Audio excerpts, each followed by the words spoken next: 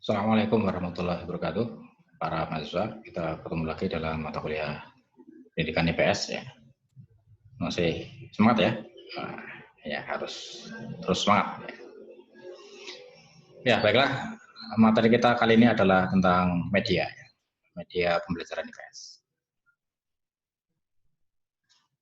Nah, kita pahami dulu tentang media. Apa itu media atau media pembelajaran ya terutama ini ya. Ini ada berbagai pengertian dari beberapa ahli dan juga asosiasi ya. Misalnya dari Asosiasi Teknologi dan Komunikasi Pendidikan di Amerika mendefinisikan media sebagai segala bentuk dan saluran yang digunakan orang untuk menyalurkan pesan atau informasi.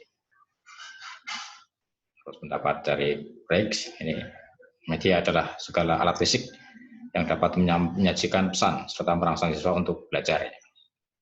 Nah, seperti buku, film, dan yang lain.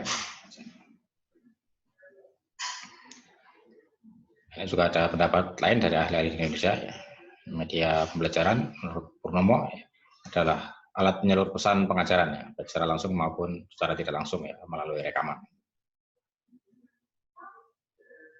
Kemudian Umar Hamalik ini, menurut Hamalik, media pendidikan atau media pengajaran adalah alat, metode, dan teknik yang digunakan dalam rangka lebih mengefektifkan komunikasi dan interaksi antara guru dan siswa ya dalam pembelajaran. Nah, ini beberapa pengertian ya.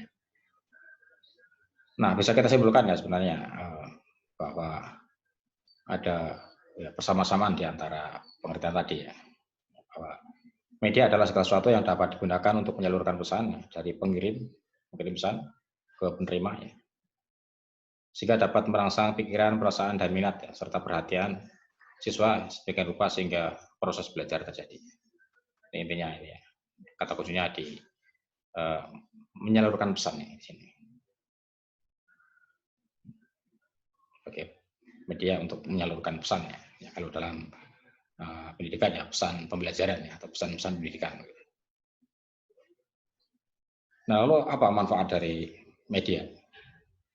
Ya, media dapat membantu guru dalam menyalurkan pesannya karena fungsi media tadi yang penting adalah menyalurkan pesannya.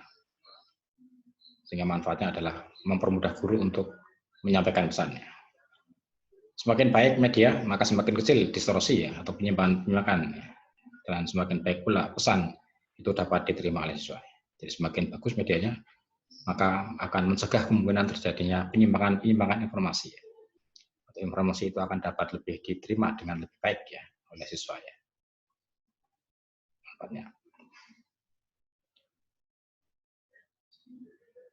Nah, kemudian ini beberapa penjelasan proses ya, proses yang melibatkan media. Nah, saya langsung saja ke ini saja. Nah, ini gambaran prosesnya ya, bagaimana nanti media di sini berperan. Nah, yang pertama kita mulai dari ini, berangkat dari pembelajaran. Bahwa pembelajaran ini adalah merupakan proses komunikasi, dan di dalam proses komunikasi itu melibatkan tiga hal atau tiga pihak ya. Yang pertama sumber pesan, yang kedua penerima pesan, dan yang ketiga pesan itu sendiri. Nah, dalam pembelajaran proses komunikasi itu ya terjadi antara guru sebagai sumber pesan dan siswa sebagai penerima pesan dan materi pembelajaran sebagai pesannya itu sendiri. Tiga pihak ini, guru, siswa, dan materi. Nah, dalam proses pembelajaran itu sebagai proses komunikasi, apa yang dilakukan guru? Guru melakukan apa yang disebut dengan encoding, yaitu menerjemahkan pesan dalam bentuk bahasa, tanda, atau gambar. Pesan-pesan yang ingin disampaikan kepada siswa itu diterjemahkan oleh guru dalam bentuk bahasa, ya, bahasa lisan, ya, bahasa tulis bisa ya, tanda-tanda ya, atau gambar-gambar ya. Ya seperti sekarang saya ini sedang menyampaikan pesan kepada Anda ya, pesan pembelajaran ya, perkuliahan ya tentang materi media pendidikan. Ini saya sedang melakukan ini berarti. Saya sedang melakukan encoding. Nah, saya juga membuat ini kan bahkan gitu ya, gambar-gambar ini. Nah, saya melakukan pembicaraan ini, saya menyampaikan pesan melalui bahasa ya, bahasa lisan ya. tugas guru ya, pendidik ya, melakukan encoding ya. Nah, ini yang dilakukan guru. Lalu apa yang dilakukan oleh siswa? Nah, siswa dalam pembelajaran melakukan yang disebut dengan decoding, yaitu menafsirkan lambang-lambang yang mengandung pesan ya, yang disampaikan oleh guru. Di lambang-lambang bahasa ya, baik bahasa lisan maupun bahasa tulis ya, gambar-gambar ya, tanda-tanda ya. Itu kemudian setelah diterima oleh siswa ya, itu siswa akan menginterpretasi, akan menafsirkan ya, apa yang dia tangkap ya. Dari apa yang disampaikan oleh guru. Itu namanya proses decoding. Nah, sedangkan materinya itu sendiri ya, ini materi ya, bersumber dari kurikulum ya. Yang inilah yang disampaikan oleh guru kepada siswa ya, dari kurikulum ini. Nah, pembelajaran yang ideal, yang baik, itu jika apa yang disampaikan oleh guru dengan apa yang diterima oleh siswa atau yang ditafsirkan oleh siswa itu sama. Atau setidaknya, atau paling tidak mendekati sama lah. Ini bisa dikatakan pembelajaran yang efektif. Jadi kalau apa yang disampaikan oleh guru itu sama dengan apa yang diterima oleh siswa, itu pembelajaran bisa dikatakan efektif. Nah, paling tidak mendekati sama lah. Itu sudah bisa disebut sebagai pembelajaran yang efektif. Tapi sebaliknya, kalau apa yang disampaikan oleh guru dengan apa yang diterima oleh siswa itu jauh ya. Siswa menangkapnya jauh dari apa yang dimaksud oleh guru, wah itu berarti pembelajaran itu belum efektif ya. Jadi misalnya guru menyampaikan ABC, siswa kok menerimanya DF misalnya, wah itu berarti kan jauh ya. Itu pelajaran berarti ya, tidak efektif. Ini. Ya, ini ada yang ketinggalan tadi ya. Ini dalam menerjemahkan pesan dalam bentuk bahasa tadi gambar, guru harus memperhatikan latar belakang siswa ya. Latar belakang siswa ya. Sehingga apa yang disampaikan oleh guru kepada siswa itu akan lebih mudah ditangkap ya, ditafsirkan oleh guru, oleh siswa ya. Karakteristik sifatnya seperti apa ya. Kondisi siswanya seperti apa ya, itu harus dipahami oleh guru ya. Latar belakang siswa itu masing-masing individual ya. Terus karakter kelas seperti apa ya, itu harus diperhatikan oleh guru ya. Sehingga nanti apa yang disampaikan itu akan lebih mudah diterima oleh siswa ya. Siswa dengan latar belakang di daerah-daerah yang berbeda ya, tentu juga harus diperhatikan ya. Karakteristik siswa berdasarkan kondisi daerahnya masing-masing itu ya, itu juga diperhatikan ya. Karena bisa jadi juga dengan karakteristik daerah tersebut juga akan berpengaruh terhadap ya, karakteristik siswa itu sendiri, nah, sehingga harus diperhatikan juga. Itu. Nah lalu di mana nih proses medianya? Apa posisi medianya di mana nih? Atau peran medianya itu di mana nih dalam proses ini?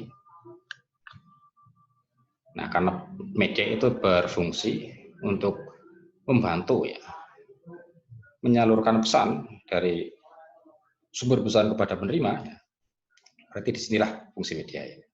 Menjembatani ya, agar apa yang disampaikan oleh guru itu lebih mudah diterima oleh siswa. Ini media, fungsi media. Sehingga media bisa mendukung ya proses pembelajaran itu menjadi efektif ya. Dengan media yang semakin membantu siswa, semakin membantu guru untuk menyampaikan pesan dengan lebih baik kepada siswa ya.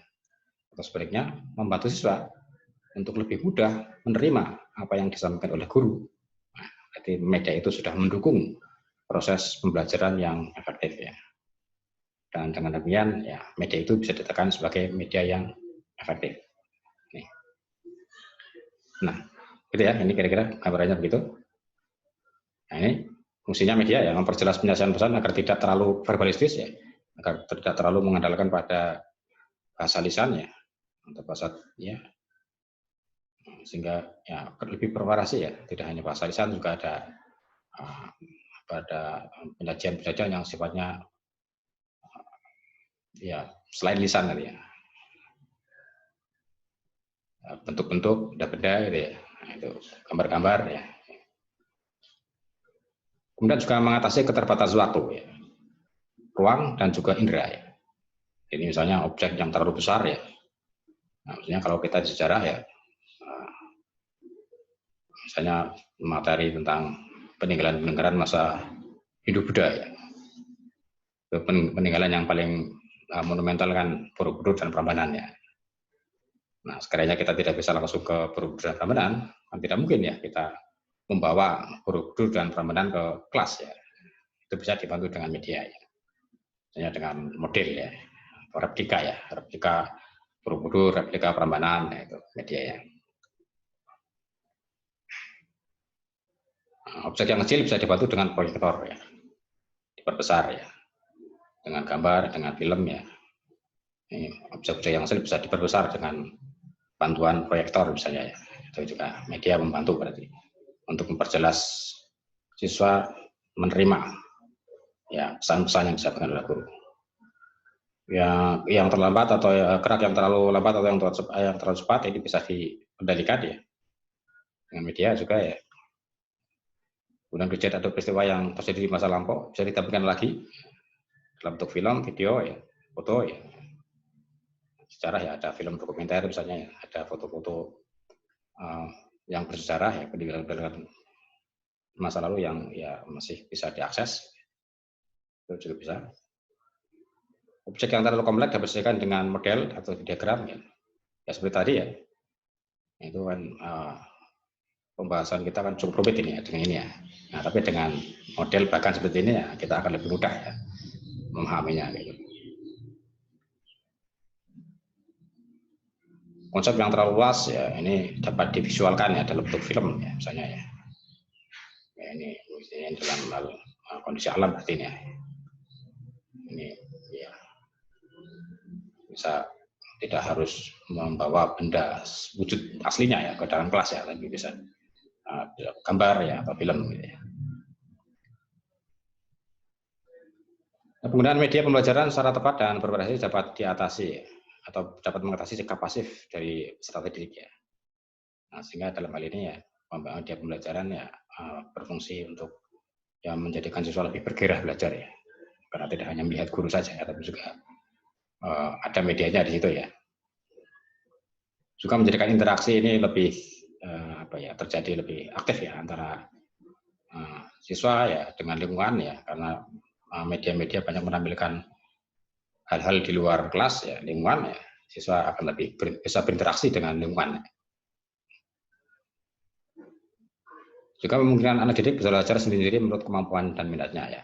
Dan misalnya seandainya media ini akan digunakan secara individual oleh siswa ya, itu bisa melatih siswa untuk menunjukkan atau mengembangkan kemampuan ya dan minatnya. Dengan sifat unik setiap siswa, lingkungan dan pengalaman yang berbeda, sementara kurikulum dan materi pendidikan ditentukan sama untuk setiap siswa, ya, maka guru akan banyak mengalami kesulitan ya jika semuanya diatasi sendiri ya. Apalagi jika latar belakang lingkungan guru ya dengan siswa juga berbeda ya. Nah, masalah ini dapat diatasi dengan media. Ya karena media punya kemampuan untuk memberikan stimulus ya, rangsangan yang sama terhadap siswa ya. Punya pengalaman yang sama ya dengan media, menimbulkan persepsi yang sama ya. Jadi misalnya hanya dengan satu media itu akan lebih mudah memberi stimulasi kepada banyak siswa ya. Siswa punya pengalaman yang sama ya karena ada media itu ya. Dan juga kemudian memiliki persepsi ya, sudut pandang yang ya tidak jauh berbeda ya dengan terhadap media itu. Nah, begitu para mahasiswa ya tentang media ya. Sementara sampai sini dulu ya. Lain waktu kita sambung lagi dengan masih materi tentang media pembelajaran ya. Ya, terima kasih.